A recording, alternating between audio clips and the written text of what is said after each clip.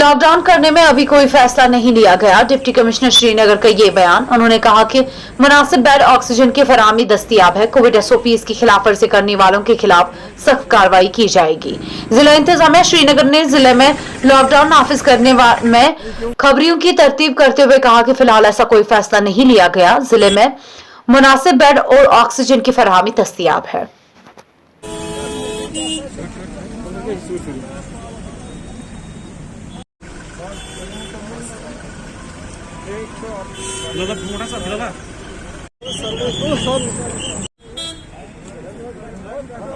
अंकत बोलছেন cameraman ভালো ঠিক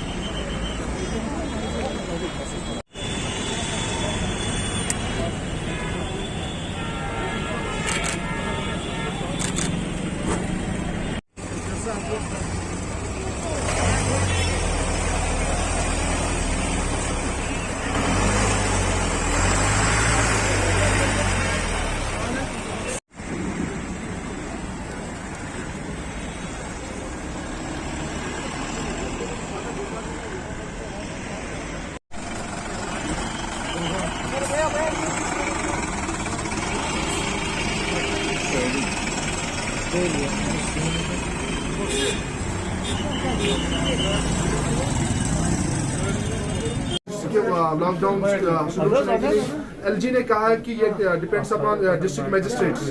तो आपको क्या लग रहा है सर, लॉकडाउन सोल्यूशन है कि नहीं, क्योंकि लगातार केसेस बढ़ते जा रहे हैं सर? देखिए, सिचुएशन बहुत डायनेमिक है। आपको मालूम होगा कि ये जो डिसीजन है ये किसी एक शख्स को नहीं करना होता, बल्कि सोच समझकर हर स्टेक होल्डर को ऑन बोर्ड लेकर किया जाता है। उसमें हमारे, अगर आप देखेंगे, पहले जब लॉकडाउन हुआ तो हमारे जो दिहाड़ीदार मजदूर थे, शिकारे वाले थे, सब्ज़ी फरोश थे, उन सब का क्या हुआ, उन सब को कितनी दिक्कतें आई। तो इसलिए जब ये डिसीजंस लिए जाते हैं, लॉकडाउन का आपने पूछा है, ये सरकार ये फैसला लेने से पहले सारे स्टेक होल्डर्स को ऑन बोर्ड लेती है। तो अगर ऐसा कुछ होगा, डेफिनेटली हर एक को ऑन बोर्ड लेकर उसके बाद ही कुछ कॉल ली जा सकती है। सर, पिछले साल के मुकाबले सर इस साल केसेस लगातार बढ़ते जा रहे हैं सर। पैन इंडिया की बात करें, 2,70,000 केसेस पॉजिटिव है एक दिन के।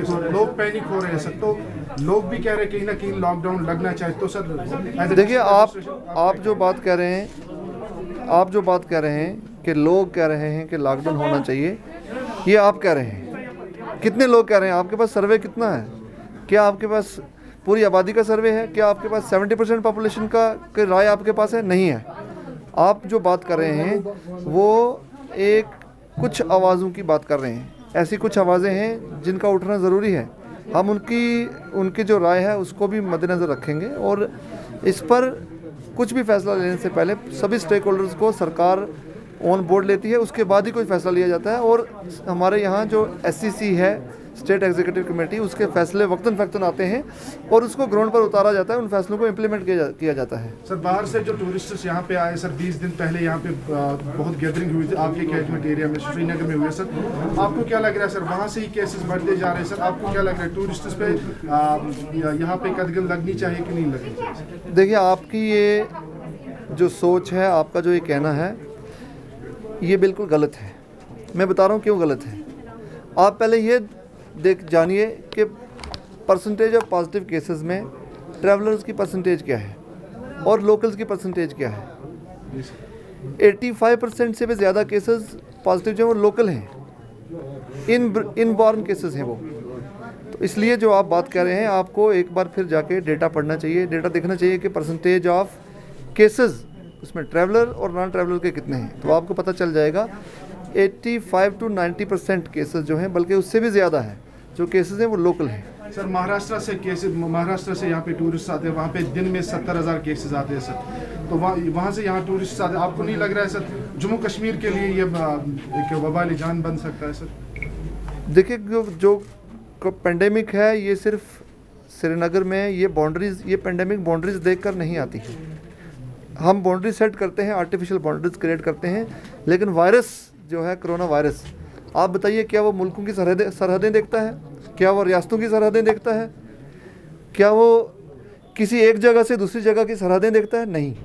कोरोना वायरस की जो इंट्रूजन है वो बॉर्डरलेस है, ये बात आपको मालूम होनी चाहिए। और उसमें जो रिस्ट्रिक्शंस हैं, आप देखें जम्मू कश्मीर वाहिद जगह है जहां सरकार ने ये मैंडेटरी किया है कि एयरपोर्ट पर बिना टेस्टिंग के किसी को नहीं छोड़ा जाएगा। बाकी अगर जाके दूसरी रियासतों में आप देखें वहाँ सिर्फ एक नेगेटिव RT-PCR रिपोर्ट लेके लोग चले जाते हैं और उसकी वैलिडिटी कितनी है उसके बारे में उस बात पर मैं नहीं जाना चाहता, लेकिन इतना बड़ा फैसला सिर्फ जम्मू कश्मीर में ही ये SOP है जहाँ एयरपोर्ट से बिना टेस्टिंग के किसी को नहीं छोड़ा जाता। और आज लोअर मुंडा में देखिए, आप लखनपुर में देखिए, टेस्टिंग मैंडेटरी है, तो इसलिए फ़िल्टर करके ही छोड़ा जाता है। तो लोगों के लिए आपकी क्या मैसेज रहेगी सर? देखिए मेरी आज की डेट में ये अपील है सभी से कि पिछले साल जब हम कोरोना वायरस के ख़िलाफ़ जंग लड़ रहे थे हमारे पास वैक्सीन नहीं था, हम हर तरफ हाथ पांव मार रहे थे, हमारे पास हमें मालूम नहीं था कि SOP क्या होना चाहिए, स्ट्रगल कर रहा था हर कोई। लेकिन आज SOPs इन प्लेस हैं और मेडिकल जो टीम्स हैं हमारी वो बेटर इन्फॉर्म्ड हैं, उनके पास जो SOPs हैं उनको क्लियर है, उनको क्लैरिटी है। लास्ट टाइम हमने कुछ ऐसी चीज़ें भी फॉलो की जिनको नहीं करना चाहिए था, जिससे हमारा वक्त भी ज़ाया हुआ, लेकिन इस बार वैसा नहीं है। दूसरी बात और सबसे अहम बात यह है कि वैक्सीनेशन के लिए मैं अपील करना चाहता हूं श्रीनगर के तमाम लोगों से कि वैक्सीनेशन के लिए आएँ, सामने आएँ और अपने साथ मोहल्ले वालों को, अपने घर वालों को भी लाएँ। और इसकी अगर मिसाल चाहिए तो आप 2-4 ममालिक को देख लीजिए जिन्होंने वैक्सीनेशन मेजर स्केल पर लिए है और जिन्होंने वैक्सीनेशन किया है आज उनकी पॉपुलेशन पूरी सेफ है। लिहाजा वैक्सीनेशन ड्राइव जो है वो चल रही है। मेरी गुजारिश है सभी से कि आज भी इस वक्त भी हम एक वैक्सीनेशन सेंटर पर खड़े हैं यहाँ SMC में, तो यहाँ पर जो SMC हमारे एम्प्लॉइज़ हैं उनकी वैक्सीनेशन चल रही है।